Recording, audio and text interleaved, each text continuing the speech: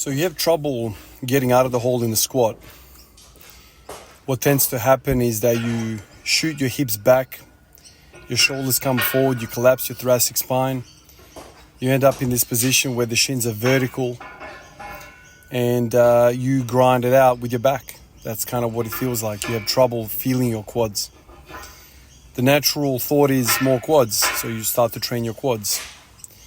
The natural thought is more dorsiflexion, so you start to train your dorsiflexion and perhaps even get Olympic weightlifting shoes to help that, elevate your heels. You do all of this, but no matter in what shoe you're in, you always feel like you are going into that same old movement pattern when you're hitting near maximum or maximum weights, which is that good morning squat. What would happen if you just went, you know what, screw that, let me just start doing hundreds of these freaking reps from the full ATG position to just a few inches above, and just keep on hitting those reps. Really lightweight, every single time you come in, you get the barbell, 1 plate, 2 plate, 3 plate, you just bounce around in that position. What will happen? Maybe nothing, maybe something. If it's maybe something, what I suspect will happen is that you will start to feel your body in space a little bit more, and you will start to feel what needs to fire in those positions for you to avoid that tipping over in the squat.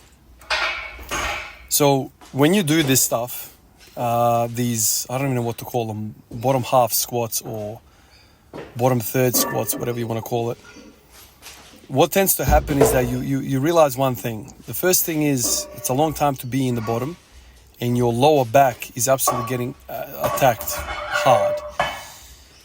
For people that squat ATG, you'll come to appreciate that keeping the lower back flat is one of the biggest challenges, because if you don't have the hip flexor strength and the lower back strength, or the core strength just in general, you will round your back and you will start to forgive those positions.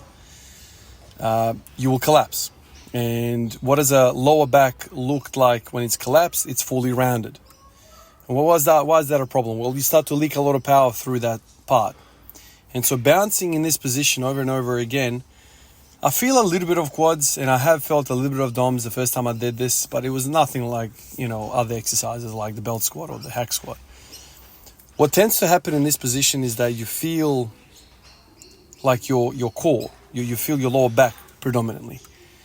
So that kind of makes me think, okay, so if that's what I'm feeling when I'm hitting lots and lots and lots of these reps, hundreds of reps, and I'm feeling lower back fatigue, maybe more lower back strength will help me get out of that position when I'm doing the full barbell squat. Now, a lot of logic around this, and a lot of people have made a lot of videos, which I frankly think, only a few people have done the thinking and everyone else is following. I think that's generally what happens in knowledge around the world in any topic. Somebody says something really smart, and then you have hundreds or even thousands of people making the same content with the same ideas. They just follow on. Rarely does anyone ever stop to think and process some of this information for their own minds. They just kind of jump on the bandwagon, which is fine. Not everyone is going to be a Nikola Tesla or Einstein to come up with ideas. And we tend to, as a human species, just avoid reinventing the wheel, and we just kind of, just keep stacking the chips rather than, build it from ground up. But, this idea that, somebody that's got a stripper squat is all about quads. For some reason, it doesn't 100% make sense to me. Even though I'm doing my training right now based upon this idea. And I've had some success, and my hips have felt amazing. And so, which is another reason why I've continued on doing it. The health aspect of it is amazing. I'm a long-legged lifter, so quads make sense in that sense.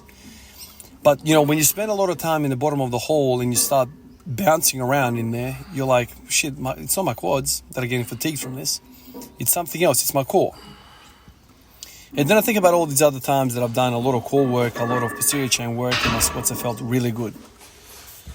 So it makes you think. Makes you really, really think. Like any lift that you ever wanted to do and you're struggling in a particular part of it, one way to approach it is screw all the accessories and just do that part, only that part. So if you're struggling with, let's say, I don't know, locking out on the bench press, you just spend a lot of time doing partial bench presses.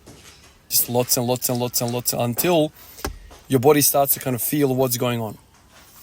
This third or bottom up squat or whatever, bottom half squats, it's interesting to me. It's interesting how much pressure is in the lower back. It's really interesting to me. And then once you've done like 20, 30, 40, 50 reps of whatever weight, and you go to stand up, I feel really, really in my quads. It's like I've forced my body into this position, and when I come out of it, I feel stacked. So it's like my body has learned in the previous 20, 30 reps that this is what needs to happen. So I'm going to continue experimenting with this, especially on the days like this where it's like a really light day, and just keep kind of exploring how my body responds the following days, where the soreness is, what's happening, is my mobility getting better? Because one thing for sure, without any crazy ideas, is that this is acting like a really nice stretch. It's stretching my duct, it's stretching my glutes. It's really just making me spend a lot of time in that position. And it's not just a, collapsed, let's just sit in ATG position for 5 minutes. No, this is actually active. I'm recruiting some muscles and then letting them sink further. Recruit, sink, recruit, sink, recruit, sink. So it's kind of like a PNF stretch in a way, but there's a strength component to it. And I think there's some value in that alone. And then whether you want to dispute all the other stuff that I mentioned, of course, you have the right to. But at least, at the bare minimum, it's a nice freaking stretch. Appreciate you guys. I'll catch you in the next one. Peace out.